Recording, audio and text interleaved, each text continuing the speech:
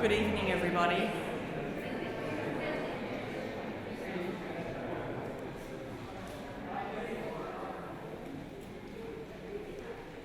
Good evening, everybody, and thank you very much for coming out this evening. When we started to organise this meeting, because I'm not a fan of football, I was unaware that it's the final of the State of Origin this evening. So we will keep our eye on the time. I checked what time kickoff is, it's 8:10. So the plan is that we will finish at 7:30 or not much thereafter, which should give people enough time to get home or perhaps to their closest place of gathering where they may prefer to watch the football. And thank you very much for being here this evening anyway. I also have a confession to make, for which I'm terribly sorry, but there was a little mix-up with both the Mayor and the Councillors' diaries, and as a consequence, a couple of the councillors and the Mayor, who of course will be here tonight, are just finishing up a prior engagement. So I really do apologise to everybody for that, but we do expect that those people who did have those prior engagements will be here shortly. And I'd also like to note that we have Councillor Stimulus and Councillor Atkins in the crowd, and I'm very appreciative that for a variety of reasons their diaries were clear, so thank you very much. My name is Simone Plummer and I'm the Director of Planning at Inner West Council. And just while I'm warming the crowd, there are a few housekeeping matters that I need to cover off. Could I ask you all to either turn off your phones or turn them to silent? In the unlikely event of a fire alarm sounding or other emergency that requires us to evacuate the building, please move to the nearest and safest exits, which you can see clearly signposted. We also have an exit behind the stage, and toilets are also located behind the stage to my left. There is an accessible toilet available in the library on the ground floor, and that is via the lift. Can I also just ask, we do have evaluation forms that are available on the way out, if you didn't pick them up on the way in, that is, and we would dearly love your feedback on how the meeting was organised. Also, to have your say about the vision for the precinct and the library refurbishment, you can visit our Your Say Inner West website.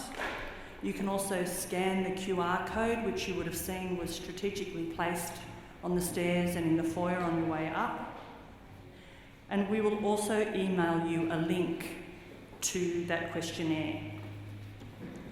If you would like a paper copy of the questionnaire, could you please see Quinn, thank you Quinn, on your way out and leave your details, and we'll make sure that a paper copy is made available to you.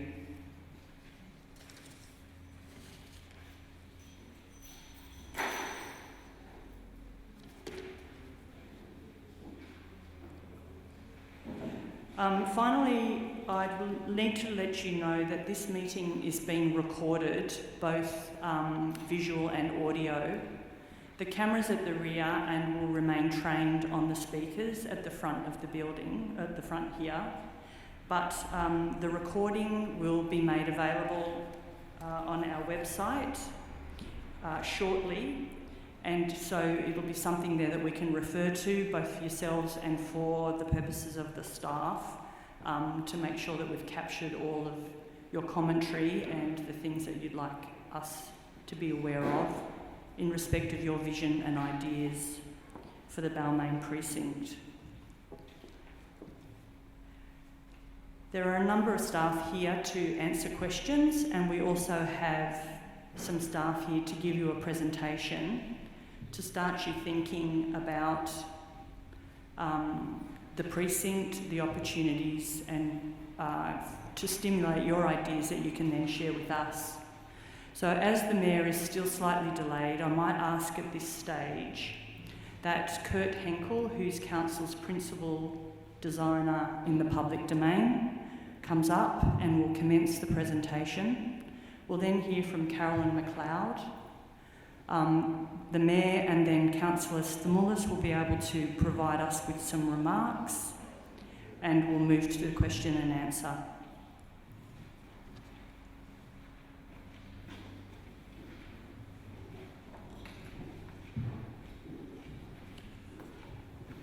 Good evening, everyone. Nice to see you out on a cool evening.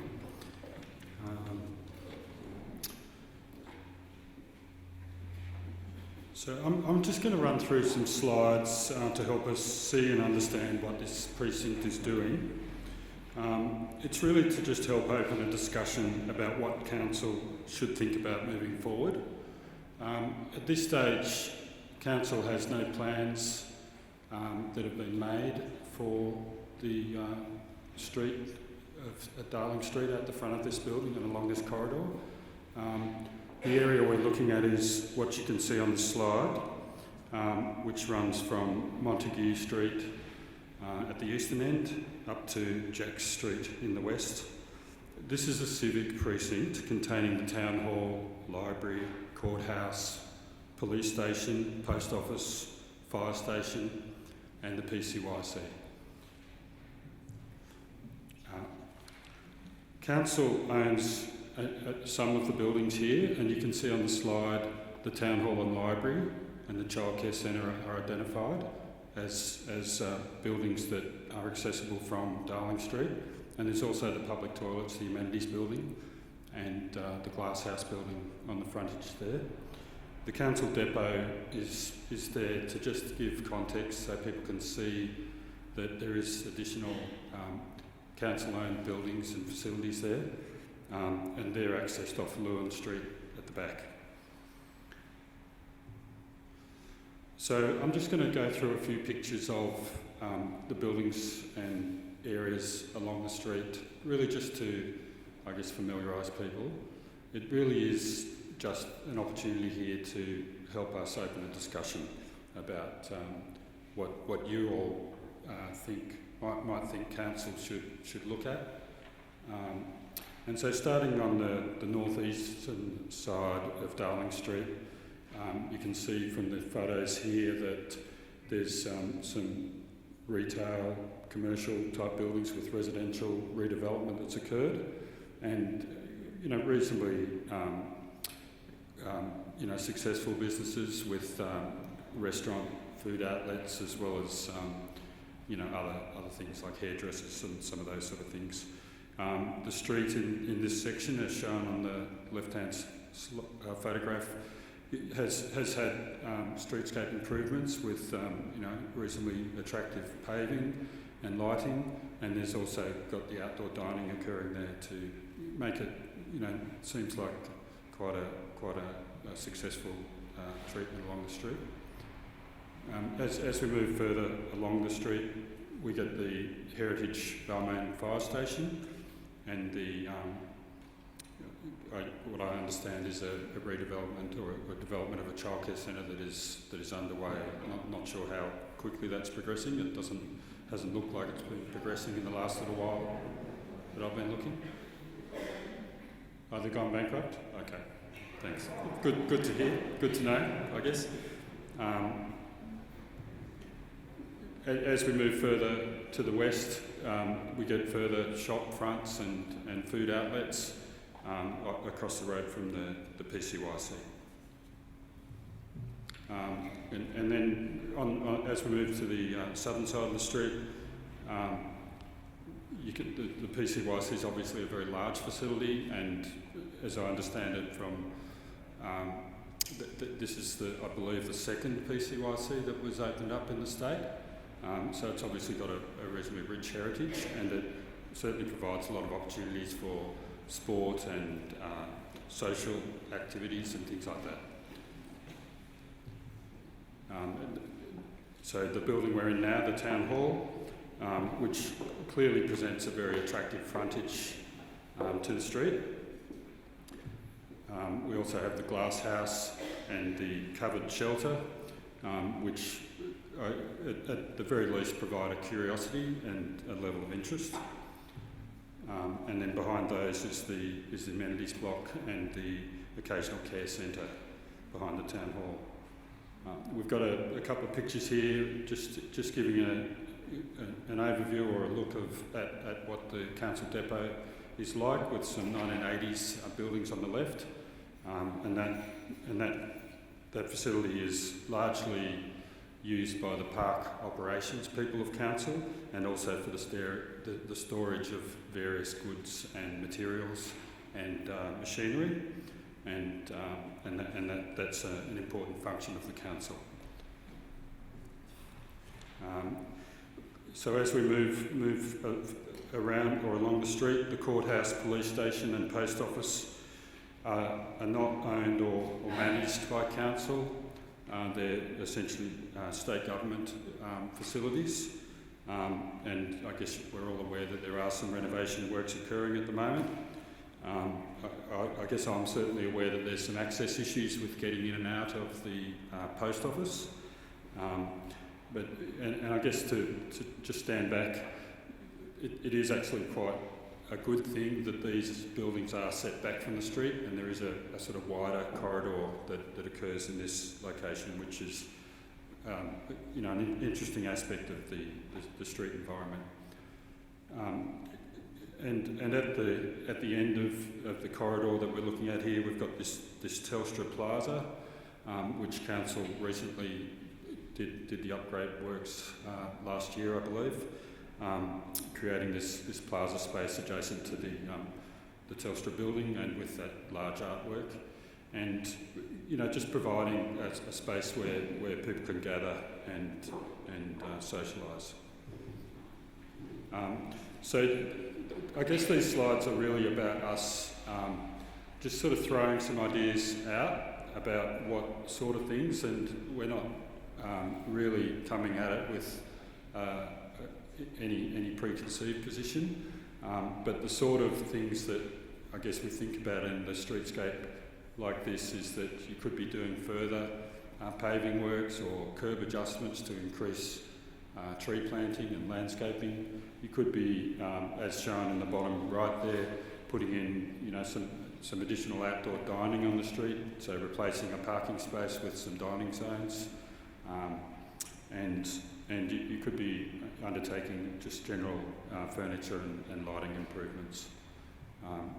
A couple of other ideas, something like what we have here, the artwork from, or the circular structure that you see at Newtown, where it actually provides a sort of focal point, and the other picture there is indicating that you could be improving signage so that people are encouraged and understand walkability, the local destinations you could walk to, and as part of a sort of general streetscape upgrade in the area. That's my speaking, and I'll pass across to Carolyn McLeod, who's going to talk about the library.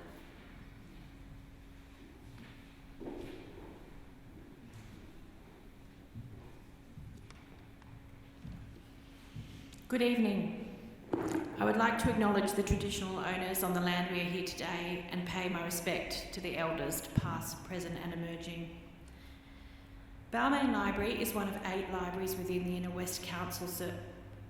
Inner West Library Service, and is the smallest of the 4 branch libraries. We're open 7 days a week for a total of 64.5 hours. The library provides access to the collection for borrowing, printing services, free public computers and Wi-Fi. We deliver regular programming such as storytelling and one-off events such as author talks. And importantly, it is a place to meet with friends, study and read.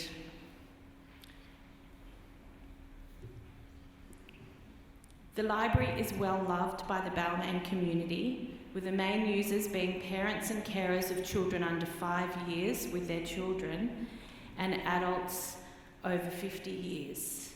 Our printing services are a draw card for non-library members. As a result of the council amalgamation, customers of Balmain Library now have access to a collection of approximately 350,000 items. This is an increase of 75%. The service model has also changed, which means there is no longer a fee for reserving items, and so we have what is known now as a floating collection. These changes mean that 25% of the items borrowed from the library are generally coming from another location. If an item is then returned to Balmain Library, providing it is not reserved, it then remains at Balmain Library.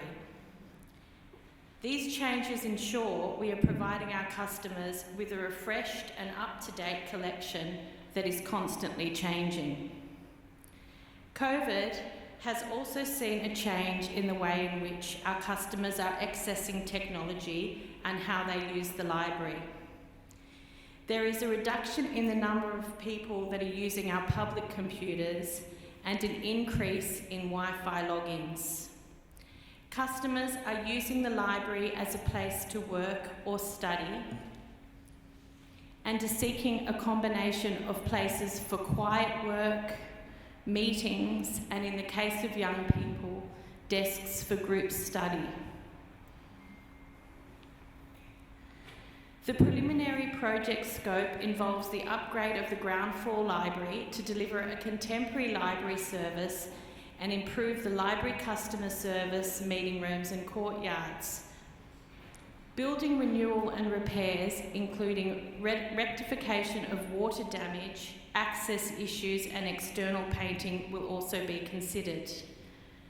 The project also intends to investigate additional works that may be required for the remaining areas of the building, including the upper level hall and archives, to assist in budget planning for future stages of works. Council has allocated $1.4 million to the project. Following the design process, a cost estimate will be prepared, which will assist us with prioritising the work that needs to be delivered. Council has an experienced team of staff that have worked in the design of highly successful, award-winning library refurbishments in heritage buildings, as seen in Marrickville and Haberfield libraries. These libraries have seen an increase in the number of community members using our facilities, with our customers staying for longer and an increase in users that are aged 20 to 50 years old, a demographic that previously didn't use the library. We anticipate the refurbishment of the Balmain Library will have the same impact. The Your Say page covers questions about the library and how you use the service and your vision for the future. Please complete this, as it provides great insights for us when we are planning the project. Thank you.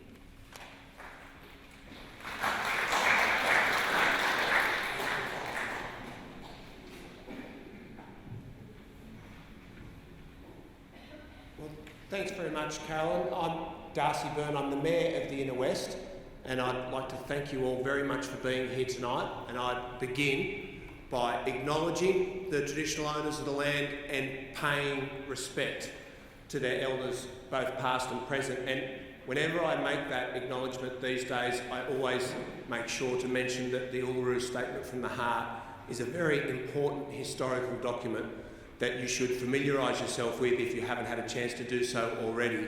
It is an offer from First Nations people to Australian society as a whole for us to work together to write the next chapter in the story of the oldest continuous human civilisation on Earth. And there will be a referendum in the near future on whether to incorporate a voice to Parliament into the Australian Constitution, and we all have a responsibility to play a part in that. I also begin by acknowledging all of my elected colleagues who are here tonight: Councillor John Stamoulis from Balmain Ward, Councillor Liz Atkins from Stanmore Ward, Councillor Philippa Scott from Leichhardt Ward, and I am sorry if I've missed anyone. No. And I also just wanted to acknowledge that Philippa is also the spokesperson for the Labor Caucus on Main Street revitalisation and economic development.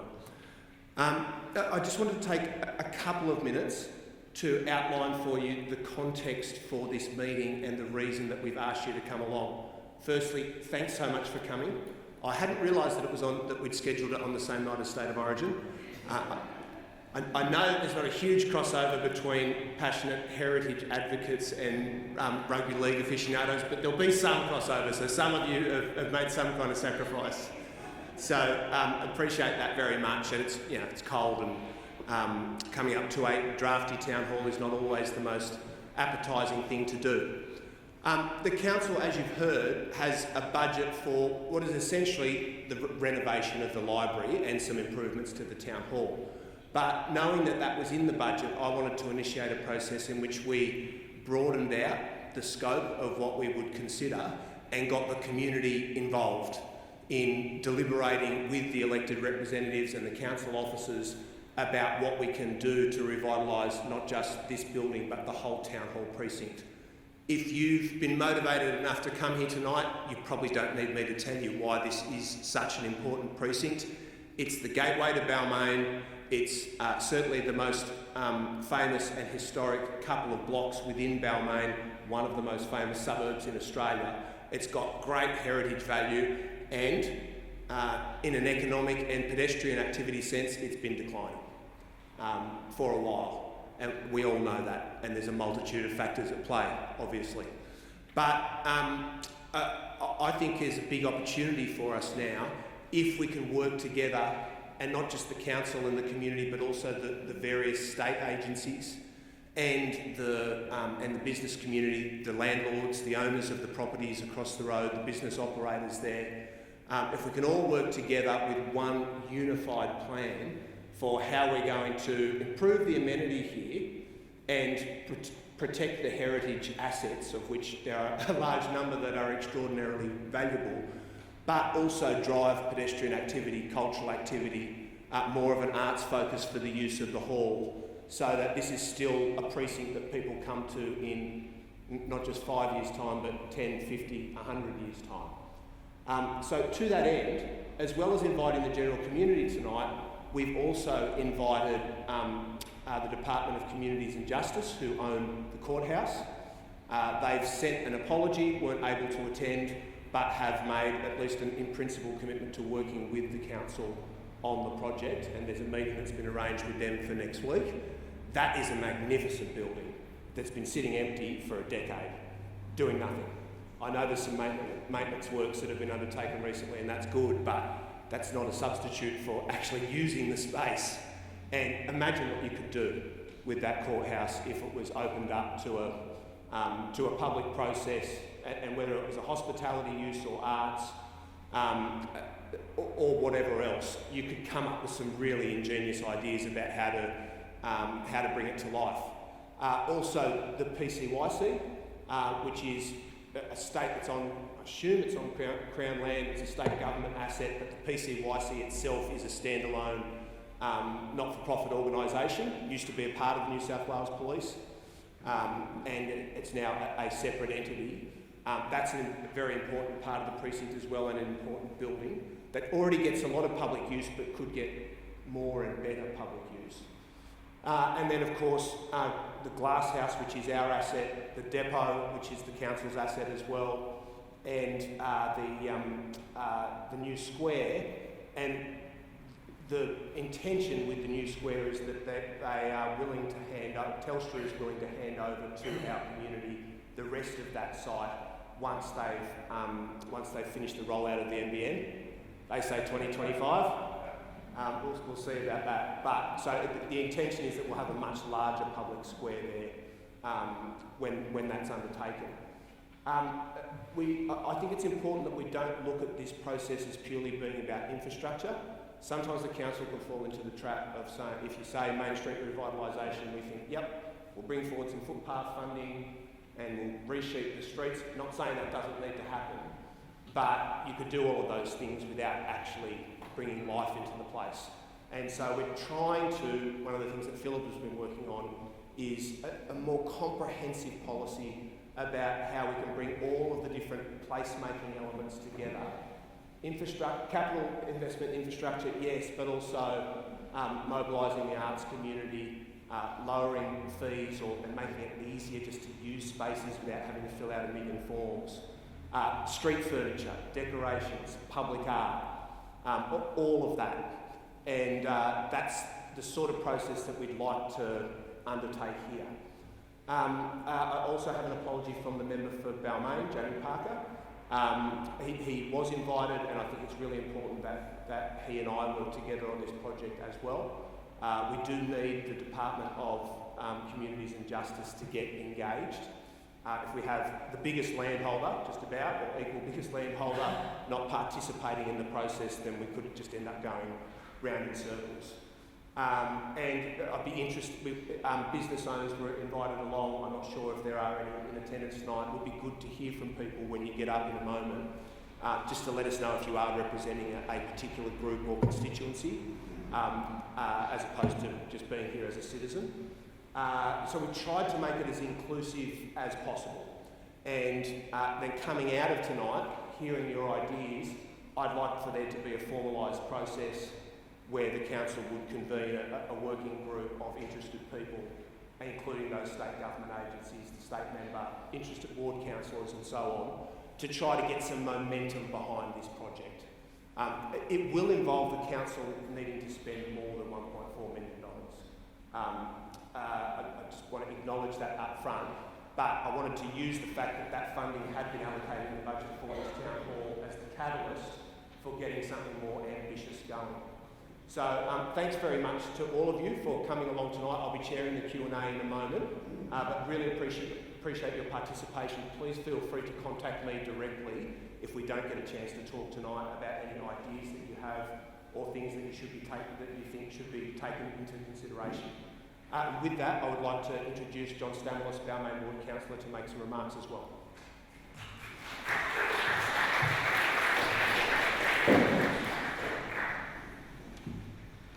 Thank you, Darcy. Good evening, fellow residents. This is a wonderful opportunity for us to recognise a historic area of Balmain. And I think the very first thing we may wish to think about is recognising our traditional owners who are probably missing in this area. So I think that's one thing that all of us could think about, ways of recognising the traditional owners, the Aboriginal people, who in fact 170, 180 years ago were here on this spot, not us. Of course, it's an area of great social significance. Incredible social events have occurred here. Sporting is the commencement, the very first meetings of the Rugby League Code, I believe, were in this area. There's a plaque on the wall there if you've read those. And also it has tremendous political significance. Your first Balmain Council meetings, well, in fact they weren't in this hall, but your Balmain Council commenced here. And in fact, all of those councillors were like me. They were all independents at that time. In fact, for the first 45 years, I think they were all independents. So that should be recognised as well. As Councillor Byrne, or the Mayor, has pointed out, this is a great opportunity to showcase our heritage, but also to build in community use, activate the area, make it the sort of area that we respect, but make it an area that we use as part of our lives, and it is very much so.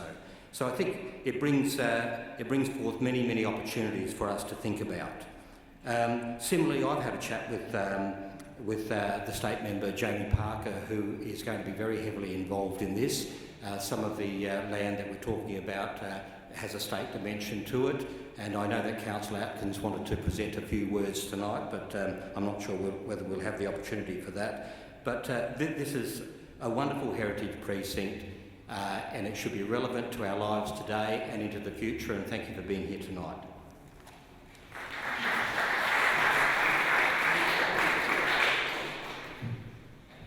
Okay, well with that, we'd like to open up the floor to discussion. I'll do my best to chair as efficiently as possible. That will involve, if it sounds like your speech is going into the 4th or 5th minute, me asking if you could conclude.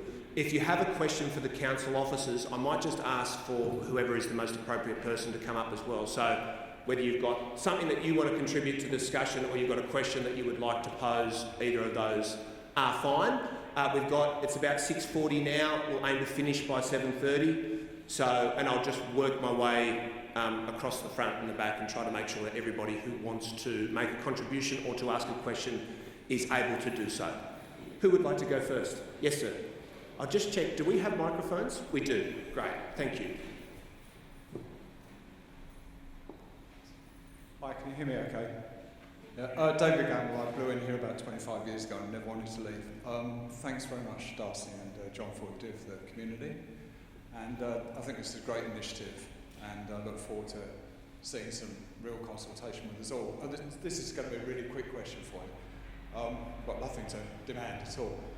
From a governance perspective, before we get to nitty-gritty of specific, I want this, that, or the other, from a governance perspective, have you spent time so far thinking about how you're going to capture our requirements and how you're going to ensure that there is transparency and that everybody understands what the community really wants and that there is going to be regular feedback provided so we can track requirements against action? Yeah, short answer is no, haven't really planned for that carefully as yet. The aim was to get everybody together tonight, get some momentum going, but it's certainly my intention that it will be a very transparent process, and more importantly, one that the community has ownership of. At the sign-in desk tonight, if you've signed in, you'll get emailed a summary of the discussion tonight. I'll ask for interested people to nominate themselves to be participants in the working group coming out of tonight. I'll just put one caveat on that, is that if we have 35 members of the working group, it'll be a pretty unenjoyable meeting. But we can work that through. And in terms of the requirements, did you mean around statutory obligations or what? Just basically ensuring what the community requires, what the officers and very dedicated council staff and elected representatives are working on actually align, so an alignment with the requirement actually. Yeah. No, understand your point. That's definitely the aim. Further discussion? Yes, sir. Just a quick general question. I'm Jack Robertson. I play for a local band called the Grateful Dads, a musician around here, so I'm very interested in hearing about and ideas about the possibility of using this space for rehearsals, especially on a regular basis for kids or youths who want to start bands but haven't got PA gear, haven't got space, run into noise. Be a great little place to do, I think, to set up we've got heaps of gear, set up a place where kids could come and muck around with the band for 3 or 4. So I'd be interested, I know the Mayor's done a lot of work over the years. I'd be interested in talking to everybody, particularly residents who live locally or business owners, about noise problems, access, a lot of problems. I mean, I know you've done a lot of work, but questions about music. Can we play music here? Yeah, very good question. We're in the process of converting Marrickville Town Hall into an arts and live performance venue, and we've brought the Sydney Fringe Festival on a lease into the office space within Marrickville Town Hall to help to curate that and initiate the process. The feedback that we get from the arts community as a whole is exactly what you just identified. The lack of rehearsal space, the unaffordability of it, the inability of particularly bands and artists generally who are just starting out to be able to get access to space that they need for exhibition, rehearsal and performance. We've got 9 town halls across the inner west. As John alluded to, we used to have councils in every single one of those suburbs. So they're grossly underutilised, as is this space. And we've audited that before, looked at it closely. The simple fact is that, 80% of the time, these spaces, maybe more, these spaces are sitting empty. And part of that is because of the fee structure that exists. So it's just too difficult to book a space. We've actually resolved multiple times to try, we don't want people charged fees if it's a not-for-profit community use, but we need to get that clearer and well promoted into the community. But it's also about how you can book space. So what a lot of performing arts companies say is they need to use a town hall intensively for 2 weeks in a residency in order to prepare for a performance. And then if they knew that they had access to Balmain Town Hall, they could both do their rehearsal there and then perform there, which would be a great way to enliven the space. So we've set up a committee at Marrickville Town Hall to oversee that conversion process, and they're looking at all of those issues. There's no reason that we couldn't adopt the same approach here. Just one thing that we need to take into consideration in regards to that is, as soon as you talk about it being a music venue, you will get concerns from some people about noise. Now, I don't think that is the case with rehearsal space, and we could do that quite quickly, but this building's in need of a lot of love. One of the elements of that would need to be an acoustic treatment. There's planning issues that come into play if you say that you're going to turn something into a venue, particularly if there's amplified noise. All of that could be overcome, but that's probably the last stage in the process. There's many easy things that we could do to get people making use of the space for artistic activity in the near future, and that's one of the key priorities of the project. Further discussion? Yes, Lisa.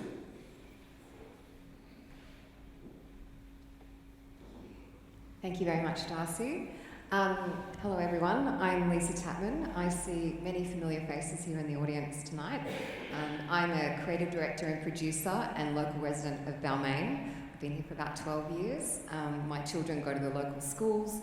I'm involved in many of the community groups as well, including the Glass House, the Balmain Association, Friends of the Library, you name it, I'm there. So I'm very passionate about this precinct.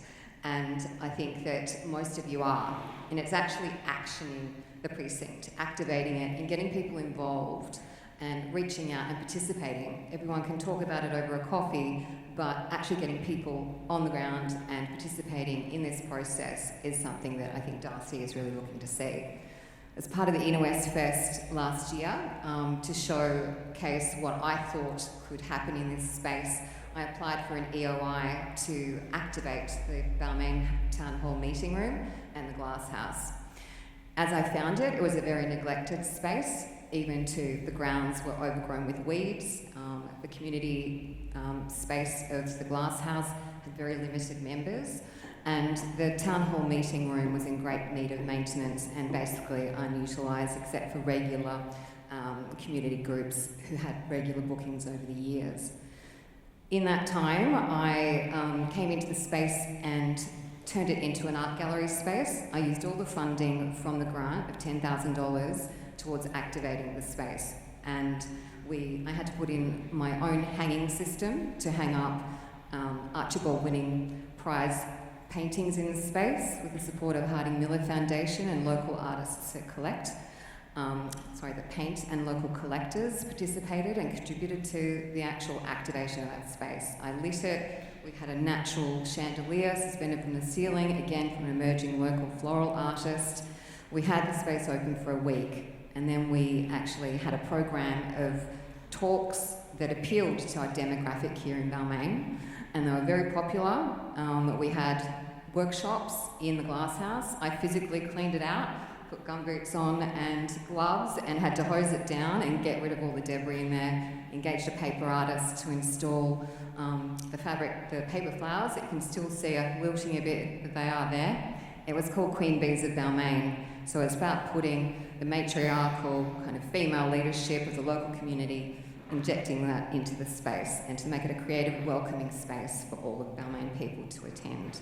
So that was actually a pilot that I spoke to Darcy about to showcase how simply that space could be activated and how people wanted to see it culturally activated, how the arts improves health and well-being. And yeah, I'd love to see that continue with a further infrastructure and cultural development of this entire precinct and make it the central heart of Balmain. Thank you. Thanks very much, Lisa, and thank you so much for the work that you've already done. Lisa's really been leading the development of concepts and ideas for what could happen with the precinct, and her exhibition was excellent and probably the nicest thing that's happened in the Balmain Town Hall meeting room in many decades. So thank you for that. Further discussion. Councillor Atkins. Thank you. I'm Liz Atkins. I'm one of the Darwin Ward councillors on the Inner West Council. With the Mayor's indulgence, I'd just like to pass on some information which Jamie Parker MP had passed on to me. The Department of Community and Justice is doing work on the town hall, on the courthouse, and there is a further $650,000 program of work planned for 2022-23. The department has indicated to Jamie that they would really like to hear about ideas for utilisation of the courthouse going forward. It's unlikely it will ever act as a court again. And Jamie is setting up a community committee, and he'd love participation. Ned from his office is here if anybody wanted to let him know if they wanted to participate. And I'm sure he'd like council participation on that as well. Yeah. Thank you. Well, I think we're talking about the same committee, aren't we? Let's not have two. That's the purpose of the meeting tonight. One of the things that the state government does do is, if they can see that there is a way to split people off and that the community's not speaking with one voice, they like to ignore this area. That's the truth. Have a look at Callan Park. So it's really important that we work together, and I would like to extend, Liz, to Jamie, a specific request to really get the Department of Communities and Justice engaged in what we're doing here. We haven't heard much from them. It's actually good that it's with them, not Property New South Wales, because that's the shortcut to being sold off or leased off at commercial rates. But we do need their engagement, and it is often difficult to get. Yes?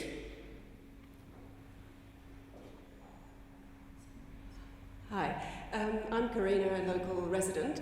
I don't know if anyone else has been to Penang, Georgetown, Penang in Malaysia? Malacca. There they've got a fantastic exhibition in the old Dutch Start House of the history of the area. Now, we're all saying that we want to acknowledge the Aboriginal presence in the area. What they've done there very well is gone through history of the earliest settlers and then through the Portuguese, the Dutch, the British, the Japanese sort of thing.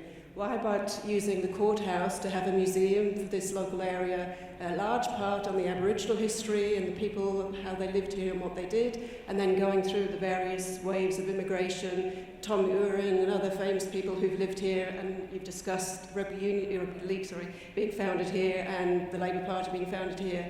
So I think that might be a good suggestion for the use of the courthouse, the sort of the history of the Balmain, featuring and focusing on the Aboriginal history. A museum of Balmain. That's genius. That is a very good idea. Yes, sir.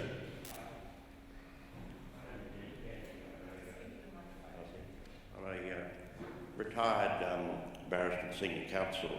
I've lived at Rozelle for the last 20 years, and I'm particularly interested in the history of the precinct, and I've been fascinated by the fact that the post office and courthouse I thought was probably unique in New South Wales, because I've been to just about every court, every town in New South Wales in my career, and I hadn't seen one, but I drove up the highway the other day, and in fact the post office and courthouse at North Sydney is also the one building.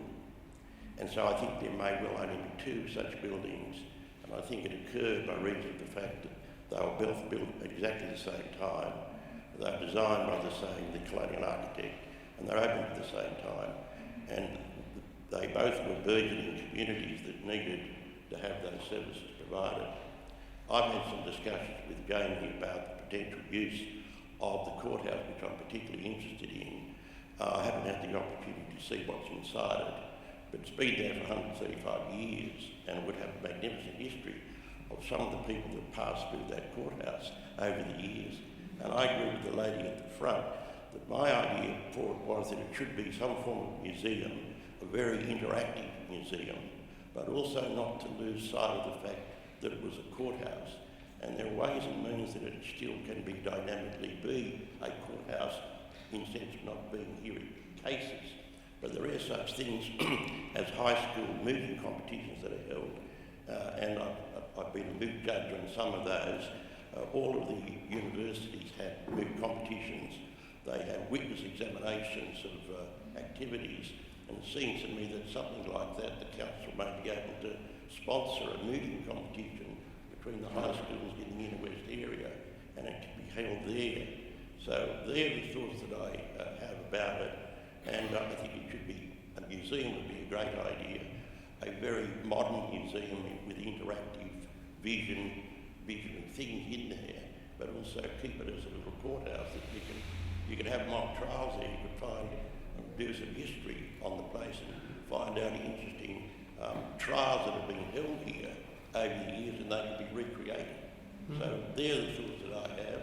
I've had a discussion with Jamie about it, and I've told him that I would be very interested to be involved in the project. Great. Thank you for that. This is great. Yes, sir, over here. Hi, my name's Wayne Nish. My interest builds on that gentleman who just last spoke, and also the lady who spoke about the museum as well. I'm a passionate follower of Buchanan, and for those of you who don't know Buchanan, you're sitting in his building right now. There's about a dozen buildings constructed by E.H. Buchanan in this area, and I was fortunate enough to be able to be involved in one and actually live in one to this day, which has been in our family since 1958. The injustice of this building, and not too many people know about it, is that up until a time during, up till 19-something, there was a cupola roof on top of the public viewing deck. It was made out of timber, and like all things in timber, had to be renewed. Apparently there wasn't money at the time to replace it, so it was dismantled. So I see this building as a Rolls Royce that's in need of a coat of polish and some other things. But unfortunately the hood ornament's been removed from it. And I know you've got limited budgets, and it's going to take more money than what you've got today to be able to reinstate the cupola on top of the viewing tower. But I think if you want to make Balmain a place that appeals to children, young adults, and older people, and so many European cities have done a great job of this. You go to Croatia, for example, right? They'd have a disco in here, right? And then the kids would be doing things in here, and it would be very much part of the community and tourists. But would it be feasible to reopen the viewing tower so that when people did come to Balmain, there's a beautiful view from up there, and if that cupola was reinstated? The other thing on I'm not an architectural expert, but I do have a major interest in trying to keep up to date with it. This building, I believe, is done in the theme of Corinthian. And if you read about the architecture of the other two buildings here, one's Dorian and the other I just can't remember the name of, we need to get an architect champion who really knows Victorian architecture, I think, to oversee this precinct. That person, I think, would make a huge difference to the kind of outcome and the authenticity that we got in terms of the restoration and reinstatement of the three buildings. So that's really what I want to say about the matter. Thank you very much. I'll just go down the back to Belinda.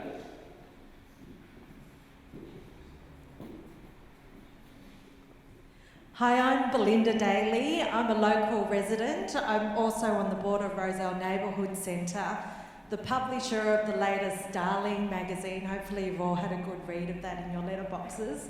But I'm here today representing the Balmain Rozelle Chamber of Commerce, and I think it's absolutely fantastic that there's investment in this precinct. It's the heart of Darling Street.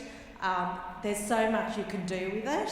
And I think, leave the renovations and refurbishment up to the architects, but what the Chamber would love to see ongoing is activations of this whole area and usages that brings people, not only so locals can love this area, but also brings people from outside the area.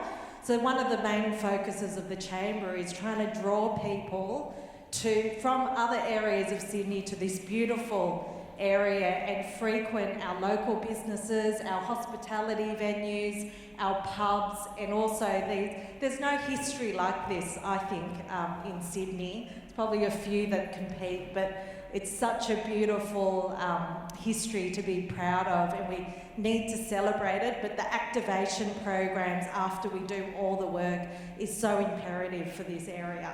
And we also have to get parking right as well. If we're going to bring lots of people here to enjoy this area, they've got to be able to actually park and be here, enjoy everything that's here. Thank you. Just while you're up, sorry, I do know Belinda well and she's a very capable person.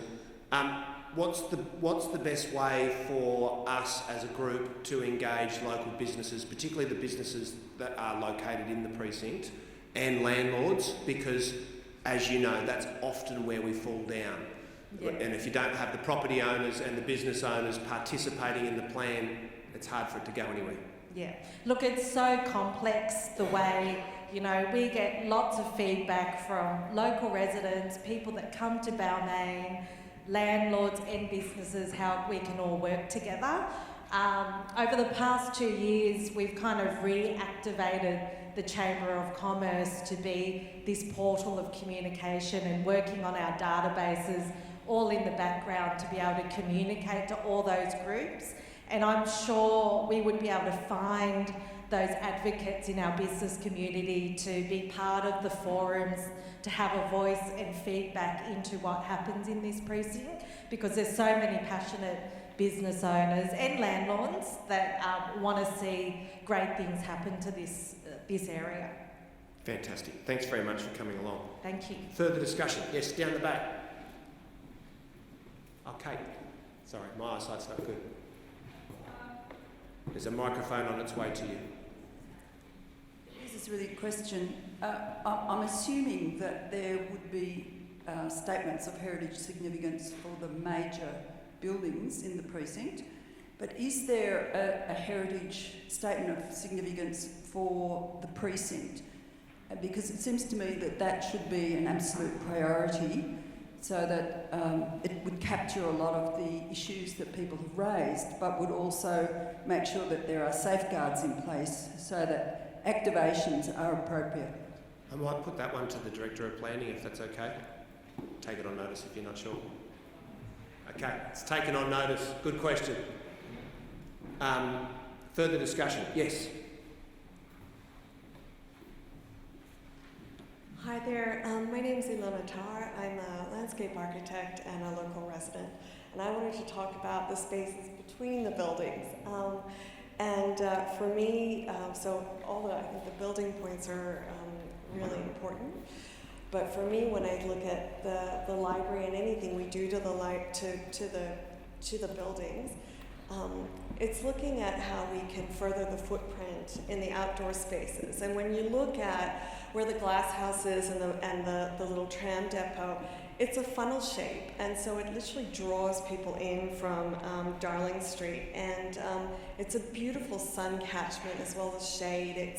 There's just so much potential for it to be utilised, as well as the entire space around the library. There's currently the caretaker's garden, which is not utilised and not accessible to the public. And when I look at, so I represent parents as well in the community, and I love seeing the multi-generational sort of interaction at the library. Imagine if that could spill outdoors in wonderful ways. And I've seen what they've done at Double Bay around the library, and even though that's a lot more sort of civic than possibly, or urban than possibly being Balmain, but there's a lot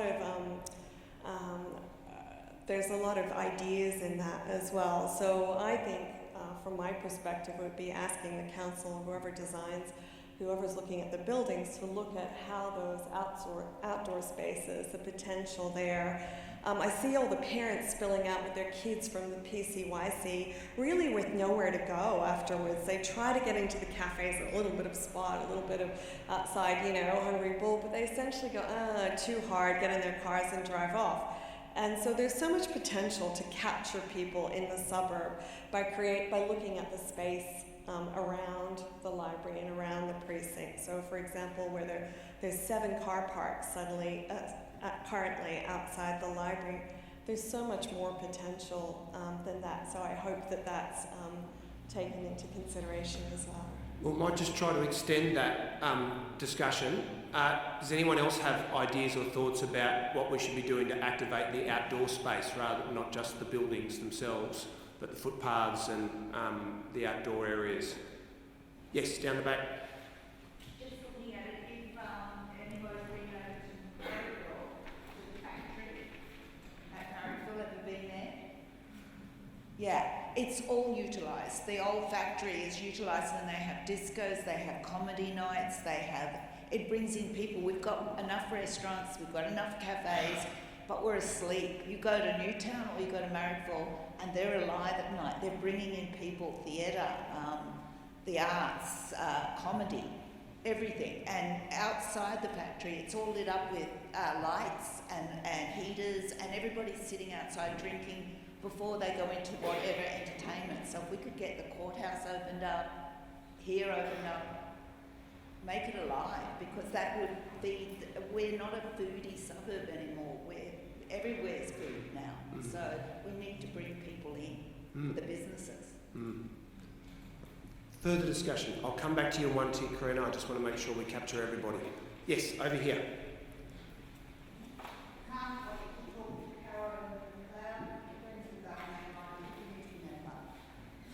Excellent. Thank you very much to all the friends of Balmain Library for being here tonight. You've done very important work over many, many years. Further discussion. Yes, down the back. Yes, I'm a long-term resident. I've lived in Balmain since 1972, I think. I'm a passionate gardener, and I love the glass house, and I was delighted that the glass house is developing and has been reactivated, but I would like to see more of that. I would like to see it open and accessible on a regular basis by all the community members. I would like to see some sort of a committee whereby it's used as a space that everybody has access to all the time, and that maybe it could even have a commercial aspect or a swapping aspect, and it could involve schools. There are so many things you could do with that glass house. It's just fantastic, and it's in a great location. I just put it out there. Thank you. Thank you. Just on the glass house, it was... An orchid workshop would be a really good thing to have there. I'm a very passionate orchid grower. I should also have acknowledged that the council has now resolved to name the glass house in honour of Kathleen Hamey, who passed away recently and who was a great contributor. Great contributor to Balmain on a whole lot of different fronts over many, many years. Further discussion? I'll go to this gentleman, then I'll come back down to Karina. My name is Philip Zeradnik. I'm a local resident.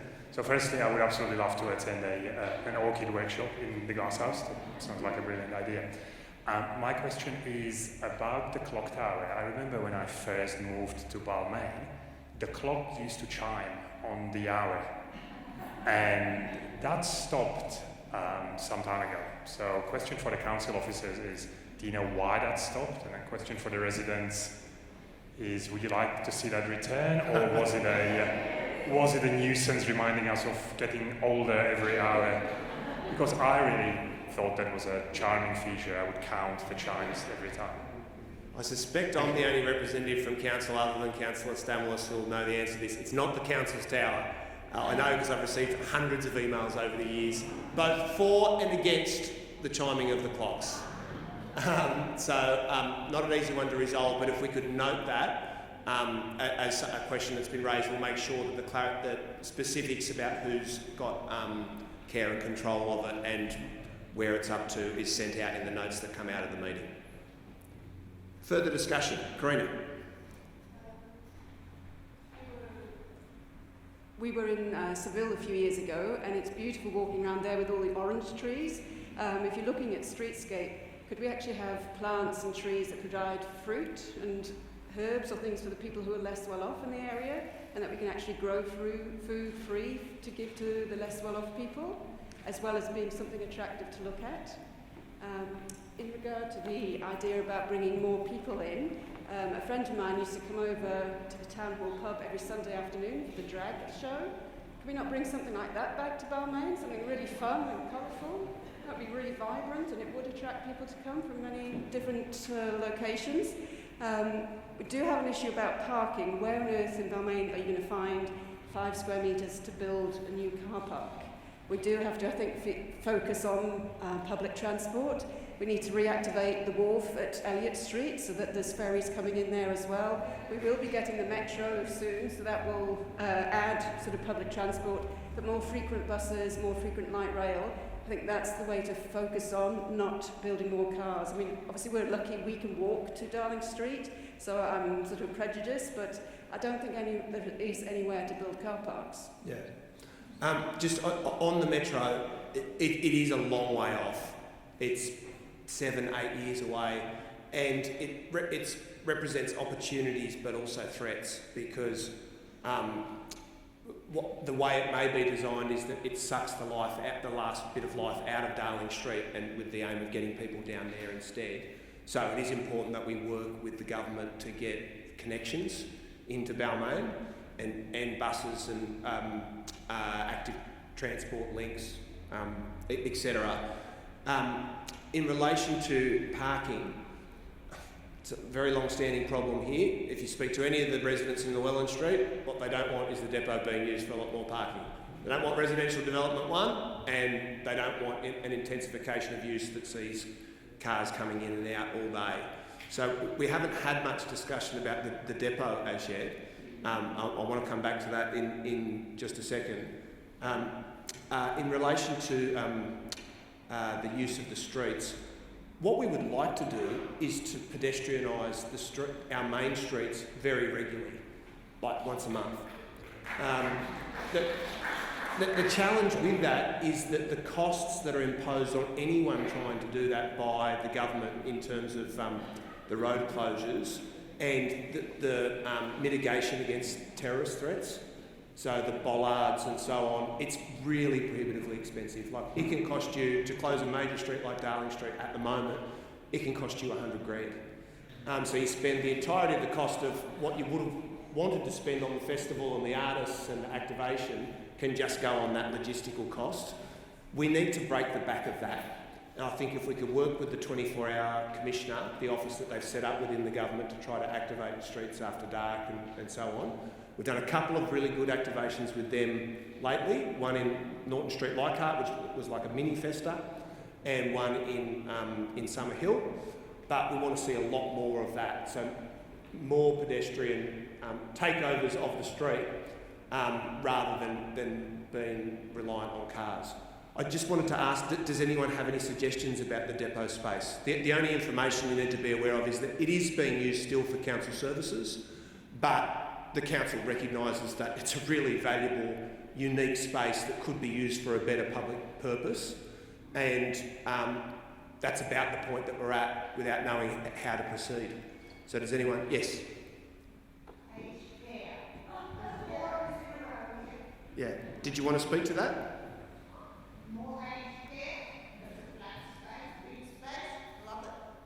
Yeah.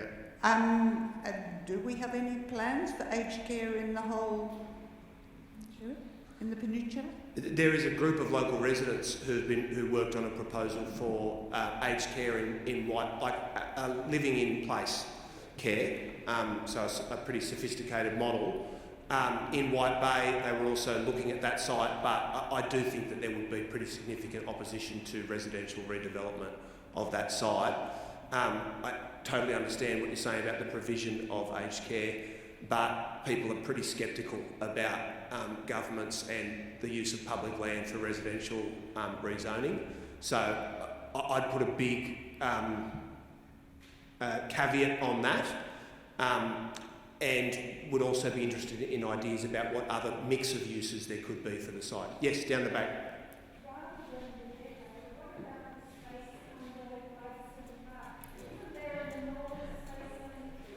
Oh, sorry, I'll start again. Rather than redeveloping the depot or changing the idea of using the depot as a parking space, what about the space under Gladstone Park? Isn't there a big Reservoir.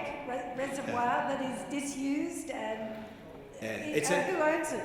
It's a heritage item that couldn't easily be converted into a car park or into an underground light rail station as was proposed several years ago. And I don't want us to get too distracted by the broader issues of parking in Balmain because we'll be here till like 10 o'clock. We'll miss the state of origin entirely. If you want to know what's happening with Woolworths, send me a note and I'll give you a call to discuss it and the car park there. Not much is the answer. I just want to make sure we capture anyone who hasn't had a chance to speak or to ask a question as yet. Yes, sir. My daughter's having a wedding here at the end of the year, and we thought this was a fabulous space. We thought it was like having a warehouse party. And if you want to get more usage, the only thing that I would think of is rather than the whole thinking in the long term about the whole refurbishment of the place, maybe spending a small amount of money on some iconic thing like a cupola, but otherwise get the technology in here. Have a great lighting system, a great music system, insert it, secure so the rain doesn't get in here, deal with the noise pollution problem about getting the spill out, but just keep it as a raw space to be restored at some other later date. But if you put the technology in here, people will grab this thing because it's the bopping in and bopping out.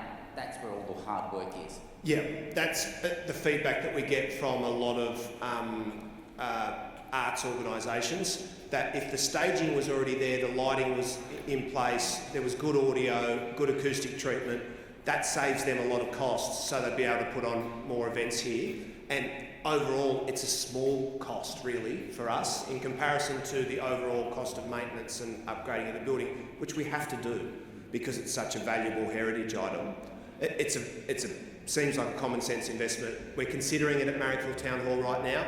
I'm completely open to doing it here as well, if we can get the community in support of it.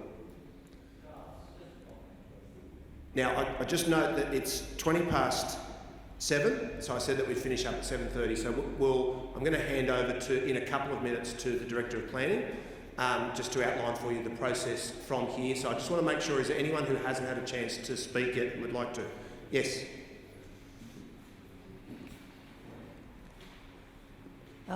My name is Shirley Allen. I'm also a member of the Committee of Friends of Balmain Library, and I could only be very disappointed at what I saw on the screen about the plans for refurbishment, repairs, water damage, painting and drainage. I think that the library could do with a lot more than that. Part of the problem with the library is that it's so small, the space is really small, but it's not actually even used very well at the moment. And we were told that it's used a lot by mothers and young children, but the children's section of the library is very, very poor in terms of its content. The collection is very, very small. It's not very well set out. And for the Friends of Balmain Library, it's very disappointing that the beautiful stained glass windows that we paid to have put in with the earlier refurbishment of the library are mostly no longer visible. They're covered by shelving and not even able to be appreciated by the young users of the library. So certainly we would hope there'd be a lot more that could be done. But we wonder too whether there might be some other spaces in the precinct that could be used. There was some mention about the upstairs section of the library that's now used, I think, just for archives, but maybe they could be put somewhere else, and the upstairs could be used as part of the collection. And we're not sure about what suggestions we'll make. We'll probably put in a submission, I hope. But I just feel that that even for the beginning on 1.4 million, that something needs to be done. And in terms of actual usage, the Friends of Balmain Library sometimes use this hall for speaker events, and I'm very impressed with the sound system you've got here tonight, because this is the first time I've been to a meeting in this hall where I've actually been able to hear all the speakers. So you must have some rather higher class sound system operating than we have when we have our events here, because everyone complains that they can't hear the speaker.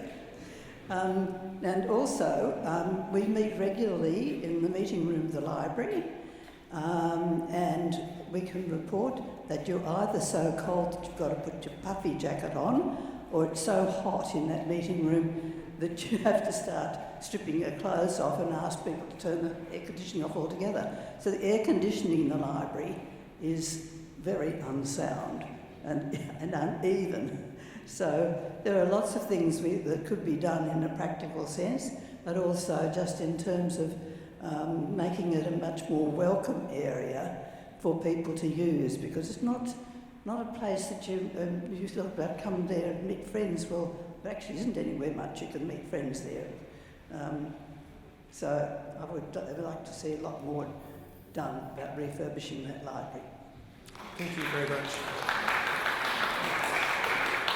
I hope that the Friends of Balmain Library will make an official submission that includes all of your priorities, and I'd very much like to meet with you separate to tonight to discuss those issues and to make sure that those issues are reflected in what is adopted at Council in the plan.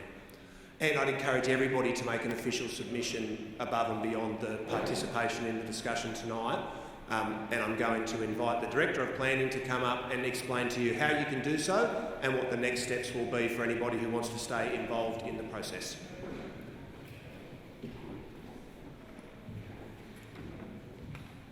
Thank you so much for mentioning a heating system. My feet are freezing, I'm sure I'm not alone. And thank you everyone for your time this evening. A summary of the discussion will be shared online and will be emailed to all attendees within around 8 working days. Not just attendees, all those who registered, because we did have a slightly longer list of those who were hoping to be here, and so some obviously weren't able to make it at the last minute. I'd also like to remind you that you can make a formal submission online by visiting the Your Say Inner West project page, where you can complete a survey and share your big ideas on the vision board.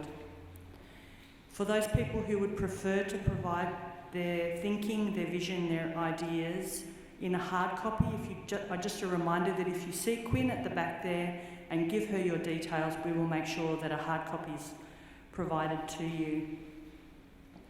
So the project team have been busy writing down your ideas, and as I mentioned at the beginning, this session was also recorded, so we've got some good capture of your feedback that was provided tonight, and we'll be making sure that this is considered and providing that back to you, as I said, in the email.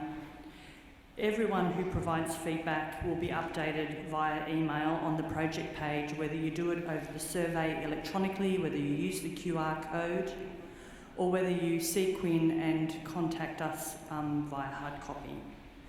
And so I think we can close now, and if we will just make it for the kick-off.